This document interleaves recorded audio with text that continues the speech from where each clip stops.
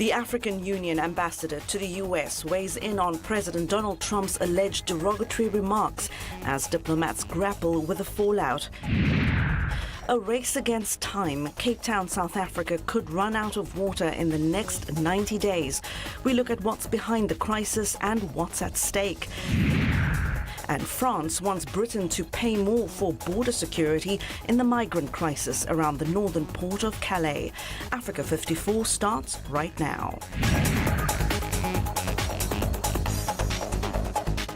Good evening and welcome. I'm Vincent McCory. This is Africa 54. African leaders remain furious at derogatory remarks on immigrants from the continent and Haiti attributed to U.S. President Donald Trump. The African Union ambassador to the United States, Arikana Chiomborri-Quai, says she expects more formal actions and diplomatic protests, including a possible boycott by African ambassadors of the President's State of the Union address to Congress. VOA's diplomatic correspondent Cindy Sain reports from the State Department. Amid an ongoing backlash at home and abroad to remarks multiple sources say the president made about what kind of immigrants he would prefer, the president was asked by a reporter if he wants more immigrants from Norway. I want them coming from everywhere. Thanks, everyone. Jim, thank you. White House Press Secretary Sarah Huckabee Sanders acknowledged that the president used tough language during his meeting with lawmakers about an immigration deal and said that is part of his appeal. I think that's one of the reasons the American people love him. One of the reasons that he won and is sitting in the Oval Office today is because he isn't a scripted robot. He's somebody who tells things like they are sometimes, and sometimes he does use tough language. In the aftermath of the remarks, Botswana, Ghana, Haiti, Namibia, Senegal, and the African Union have lodged formal diplomatic protest. The African Union ambassador to the United States, Arikana Chiomborri-Quai, told VOA negative remarks about Africa and the Trump administration's America First policy are a stumbling block to a traditionally very close relationship between the U.S. and the African continent. It's a wound that's going to leave a very deep scar. And that's troubling for me in the sense that I'm here to ensure, promote good relationships between the U.S. and Africa. Comments of that nature make it an uphill battle to try and continue to solidify that relationship. State Department spokesperson Heather Nauert said relations are still strong. We have a deep respect for people from the African continent. We have strong partnerships with the nearly 50 countries on the African continent. I will say this, which I say about other countries as well, our relationships with countries are deeper than any one alleged comment. Nauert said Secretary of State Tillerson looks forward to traveling to Africa early this year. Ambassador Chiomborri-Quai said Tillerson will be welcomed with open arms. Cindy Sain, VOA News, the State Department. Well, in South Africa, Cape Town, which has seen its worst drought in a century, could run out of water by late April. VOA's Mariama Diallo reports on what the so-called Day Zero would mean for the port city's tourism industry and its residents. Cape Town, which attracts about 2 million tourists a year, is facing its biggest water crisis ever. Mayor Patricia de Lille warned of a dire situation as drilling into one of the major aquifers under the city began last week. We're losing 1% of our dams, 1.5 every week. Our dams for the first time is below 30%, and I'm really worried. Residents will have to queue for water when water levels in the dams get too low. At a trial water collection site, people fill up their water bottles but are limited to a maximum 25 liters per person per day. While we are working as hard as we can to bring additional water on board, Cape Townians must help us to save water. something some residents are taking seriously as the so-called Day Zero in April approaches. We definitely have to do our part and use as little water as possible. But I do hope that the government is doing something to prevent Day Zero, because it will be a national crisis. It will be honestly horrific. We can't bath anymore. We must just shower, and because every other day we shower to save water. But we make do. But one businessman wishes there were alternatives other than having to switch off all the taps and close his hotel when the city runs out of water. There are countries in this world that have proven that there are ways to deal with drought and with desert regions. One has to look at the Middle East and see what Israel did to a desert there in respect of desalination. And India are also doing a lot of good work with desalination. Cape Town is one of South Africa's hottest tourist destination. About 9% of the country's $33 billion economic output last year came from the tourism industry, according to the World Travel and Tourism Council. Mariama Diallo, VOA News. Now for more on the water crisis in Cape Town, Professor Mark New, the director of the African Climate and Development Initiative at the University of Cape Town, joins me live via Skype from South Africa. Professor, welcome to Africa 54. Thank you very much. Now, the critical day here is Day Zero. What needs to happen between now and then in order to avoid that day?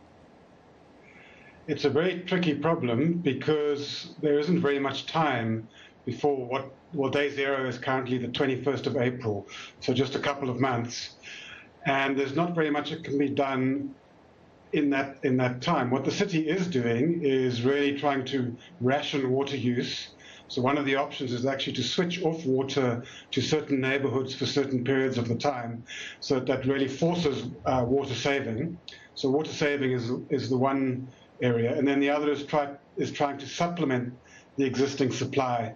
And as you mentioned in your piece earlier, there are emergency boreholes being drilled into groundwater, and also portable desalination plants being brought in to try and augment that supply. Yes. But that really might only delay things by a few weeks or a month, and we may still have Day Zero before the rains arrive again. Now, what really was the cause of this shortage, and what part of that is like climate change to be blamed for? Well, we're experiencing a very unusual sequence of droughts. We've had 3 dry years in a row in our part of the country, and those 3 years have been 2 of the driest years on record, and then the other year was the 4th driest. And the way the water supply system works is it stores rainfall in the winter when the rain falls and allows it to be drawn down in the summer.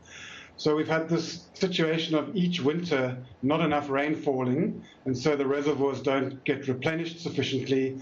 And then in the summer, the reservoirs are drawn down further each year, so that now by the end of this 3rd low rainfall winter, the reservoirs are at the lowest level they've ever been at the beginning of the summer and are likely to run dry because of the succession of dry years. So it's a very unusual event. Some people think that it might be something that happens only once every 1,000 years from a climatological point of view. We're busy trying to do work to try and understand the role of climate change in this event, but it's a very tricky process to undertake because we know that dry years have always occurred in the past due to natural variability, and we can't say that any one dry year was directly caused by climate change. What we're trying to do is calculate whether climate change has altered the risk or the likelihood of a sequence of dry years such as this occurring. And we're still at the sort of preliminary stage of analysis, but some early indications suggest that there's been perhaps a doubling of the chance of an event like this occurring because of climate change compared to the situation if climate change hadn't been experienced. Well, Professor, thank you. We just hope other cities across Africa can learn from this challenge in Cape Town. Thank you very much for joining us today. It's my pleasure. Mark News, the director of the director of the African Climate and Development Initiative at the University of Cape Town. Now to East Africa, where Ethiopian authorities have freed a senior opposition leader, Merera Gudina, and hundreds of others who had been jailed for involvement in unrest that gripped the country in 2015 and 2016. Hundreds of people have been killed in violence in the Horn of Africa country since protests first erupted in its central Oromia province over alleged illegal land seizures. Now, several dissident politicians have since been jailed and charged with involvement in terrorism and collusion with the secessionist Oromo Liberation Front, which the government has branded as a terrorist group. Facing mounting unrest, Prime Minister Hailemariam Desalegn announced earlier this month that jailed politicians would be released and those facing trial would have their cases dismissed in a bid to foster reconciliation. Now, for more on the political situation in Ethiopia, Tsedale Lema, the editor-in-chief and founder of Addis Standard Magazine, joins me live via Skype from just outside Frankfurt in Germany. Good evening, Ms. Lema. Good evening. Yes. Now, is this a sign that the government might be relaxing its hardline position against the opposition in Ethiopia?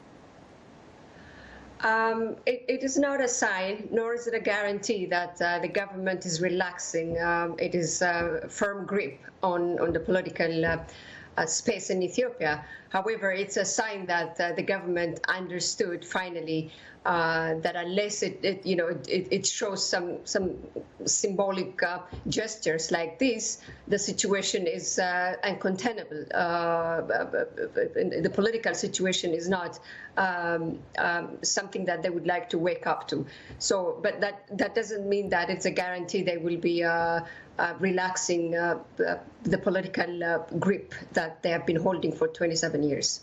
So in the last few months, have you witnessed any kind of overtures, to kind of have talks with the opposition or others that may be having positions that do not agree with the government? Well, there is formally one negotiation that's happening between a few political party members and the government, but these are not party members, the opposition party members that matter the most, because the ones that matter the most, the ones that have a popular support from the wider public, are either decimated or exiled or behind bars. So these are just it's not more than a symbolic gesture for the government to say that it is negotiating with opposition party members, but in reality they are not as such the ones that really do matter in terms of the popular support that the opposition party has from the public in Ethiopia. A lot of symbolic gestures here, but we know a release of hundreds of prisoners looks like really big. But as a matter of fact, how many more are still in prison across Ethiopia? First of all, I'll be very careful to say that hundreds of numbers, because this is exactly what the government wants us to repeat.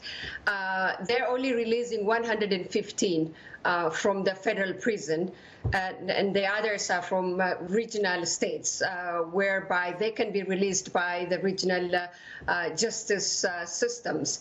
The federal government shouldn't be bagging on the credit of releasing hundreds of them. The ones that matter are most of them are in the federal prison in Addis Ababa, and they are most of them charged with this draconian law that they call the anti-terrorism law. And among the, so far in my knowledge, are about 1,000 people are facing terrorism charges in federal prisons in Addis Ababa. Out of these, they're releasing 115.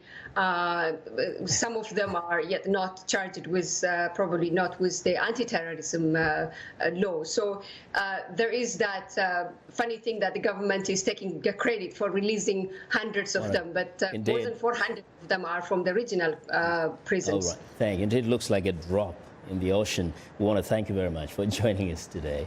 Ms. Lema. Thanks for having me. A pleasure.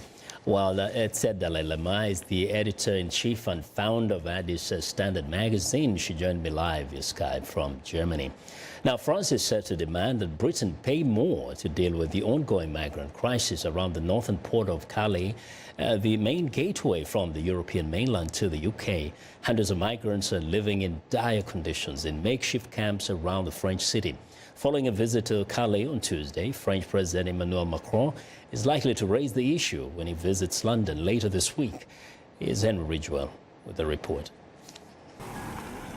The roads leading to Calais port are lined with rows of razor wire fences, but the migrants are determined to get to Britain. Every day they attempt to hide in trucks heading across the English Channel. These men are from Eritrea and Ethiopia. Others originate from across Africa and the Middle East. Hundreds are camping in waste ground and woodlands around Calais. They live in horrendous conditions, but return each day in the hope of a lucky break. French President Emmanuel Macron arrived in Calais Tuesday to meet migrants, local residents and police, whom he praised for their efforts in dealing with the crisis. Under no circumstances will we allow illegal networks to emerge or develop here. Under no circumstances will we let another jungle camp appear here or any other illegal occupation of land. Migrants and volunteer helpers accuse police of routine violence. This 22-year-old Afghan refugee, who did not want to be named, has been in Calais for 3 weeks. When the police stop us, they hit us, they beat us, and when we sleep at night, they take away our tents, they tear them, they gas us, and there's nothing we can do. At its peak, up to 10,000 migrants lived in a sprawling camp known as the Jungle, just outside Calais. Former President François Hollande sent in bulldozers in 2016, and his successor, Macron, has taken a tougher line, insisting that migrants are bussed away from Calais to processing centres where their asylum status can be assessed. Many migrant charities refused to meet the French leader to protest the crackdown. Now there really is an incomprehensible step backwards, and it can be qualified as harassment. Currently, British border controls are in Calais under an agreement between Britain and France. Macron is due to travel to London Thursday for talks with Prime Minister Theresa May and is expected to demand Britain accept more asylum seekers and pay more towards policing the border. Critics say the French and British governments are ignoring the factors driving migrants to Calais.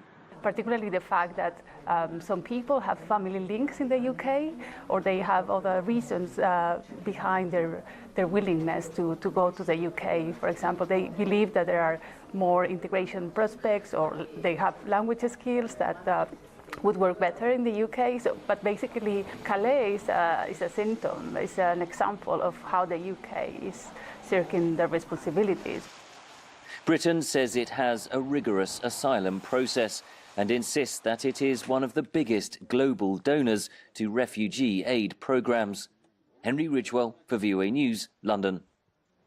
Well, and back to East Africa, Ugandan President Yoweri Museveni accused the United Nations on Wednesday of preserving terrorism in neighboring Democratic Republic of Congo, where UN peacekeepers are unable to curb deadly attacks by Islamist rebels. Museveni leveled the criticism after meeting UN officials investigating an ambush of peacekeepers in eastern Congo last month that left 15 dead and 53 wounded. The United Nations has not commented. The Allied Democratic Forces, a Ugandan Islamist rebel group that has been operating in the chaotic eastern Congo jungles for years, was widely blamed for the attack. The attack was described by UN Secretary General Antonio Guterres as the worst on the world's body in recent history. Well, now we want to know what you think about Africa 54 and the stories we cover. Join the conversation on Facebook. The address is Africa 54. We're also streaming our show live on Facebook, so check us out and share our show with your friends. Find me on Twitter at VOA Vince McCory. Well, now coming up, big electronics companies want your imagination to tell them what they should do. We'll explain after the break.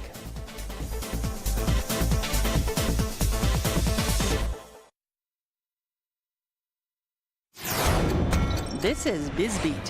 What do robots do for a laugh? They tell people jokes. Meet Sophia, an artificial intelligent product designed by David Hanson of Hanson Robotics. He says she's the company's masterpiece, but just the beginning. I think making social robots with a human-like demeanor can allow us to form durable, bonded relationships with machines. Of the many challenges, Pascal Fung, engineering professor at Hong Kong University, says getting robots to multitask is among the top. Compared to toddlers, even when kids are very young, they can do multiple tasks at the same time, and they learn from multiple sensory input. This Sophia is one of 12 Sophias made by the team of Hanson engineers, fine-tuning her looks and algorithms to make her more lifelike than any other in the world's multi-billion-dollar service robot market. For VOA's BizBeat, I'm Philip Alexio.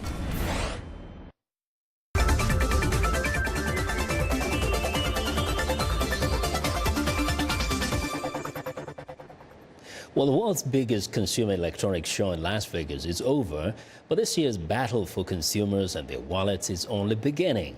Since many smaller companies don't have the resources for research and development, big companies such as Samsung, Canon, and others have a common message for them. Let your imagination tell you how to use our technologies. Here's VOA's George Putic. While some enjoyed live music and dancing, others were mesmerized by the quality of new large video screens.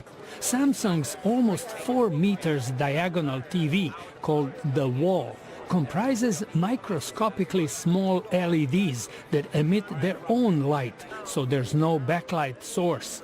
The colors and details are simply stunning. The technology is modular, making it possible to create screens of any size. A lot of times at CES, the product lineup itself becomes the hero and the centerpiece. But for Samsung, it's the technology that drives these products is the message that we're trying to get out. Camera giants such as Canon and Nikon came with a similar idea. Make a high-end product and then let others use it. It is our friends, our companies that are out there that are using the Canon products to power their visions, their concepts, their business to turn what they want. This inventory-taking robot uses a Canon camera to scan products on shelves. Other robots use Nikon cameras to capture action shots, impossible for human photographers. We're showing a demonstration of just how precise and how fast unmanned robotics are when it comes to motion photography, right? Talking about robots, this cute robot dog named Aibo also attracted large crowds. First created in early 2000s, Aibo is now much improved with touch sensors around its head and back. It also responds to voices and reacts to human faces.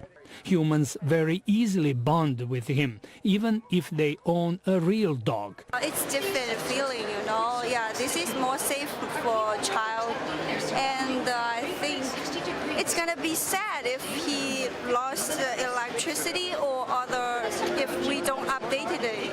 So, yeah. For now, Sony plans to sell Aibo only in Japan for the equivalent of $1,800 plus a monthly subscription. But no doubt it is a rare breed. George Putic, VOA News. Well, it's time now for a short break. Still to come on Africa 54. We'll take you on a road trip to the South Dakota Badlands. Stay with us.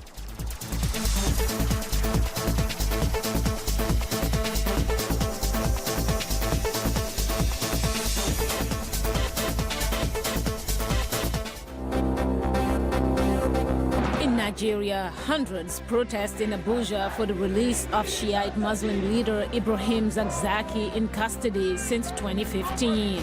In South Africa, the worst drought in a century moves day zero, the day when taps are expected to run dry, to April 22nd.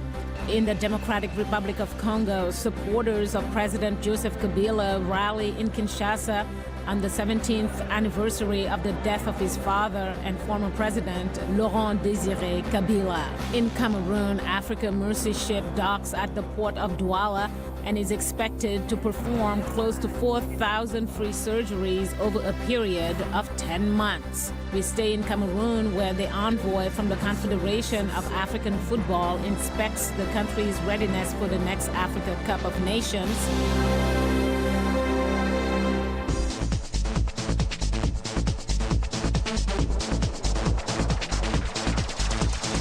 But after stopping at Mount Rushmore in the U.S. state of South Dakota and hitting the halfway mark on his quest to visit all 417 national park sites, National Parks traveler Micah Meyer headed east to the South Dakota Badlands and shared his impressions with VOA's Faith Lapidus. National Parks traveler Micah Meyer was impressed with the 4 presidential faces Gutzon Borglum and his son carved into Mount Rushmore in 1941. But he was awed by what nature had carved into the soft rock of Badlands National Park. We got up in the helicopter just before the storm and flew over this incredible landscape that goes for miles and miles, and it's all of these jagged-looking peaks that are created by the erosion of really soft rock. The Lakota called this area Makosika, which means bad lands, because the terrain was hard to travel through or live in. But the Badlands landscape also includes mixed grass prairie and rugged spires. Nearly 1 million visitors come to the park each year to marvel at that landscape and wander through it.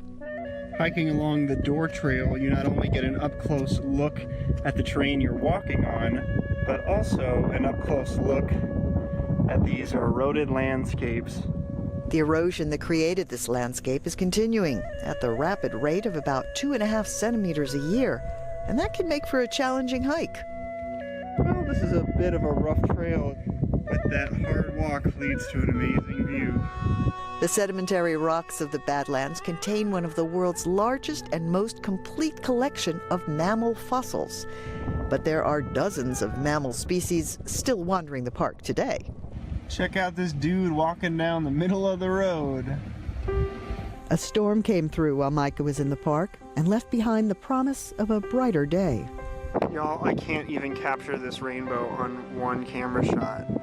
But do you see how it goes all the way up there into the clouds and then it comes back down? Beautiful. But the most incredible part of Badlands National Park came at sunset. This is my second sunset in Badlands National Park, and I am hooked. I feel like it's impossible to take a bad picture at this time of day. The light coming from the west and hitting these rocks with their red stripes, and yet during the daytime it's just sun beating down, and the sun starts to set and it cools down, and the magic just comes out. Ancient magic in the Badlands of South Dakota. I'm Faith Lapidus, VOA News. Indeed, magic. And that's our show for today now. Be sure to watch Africa 54 on our website at voaafrica.com. And for more news, tune in to VOA's evening radio show, Africa News Tonight at 1800 UTC. And in the mornings to Daybreak Africa between 0300 and 0600 UTC, Monday through Friday. Thanks a lot for watching. From all of us in Washington, have a good night.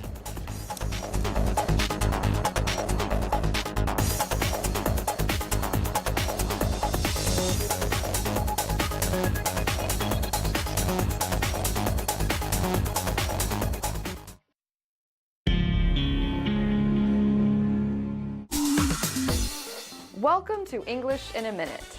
A slope can describe a surface or area that is not level. If something is slippery, it is hard to stand on.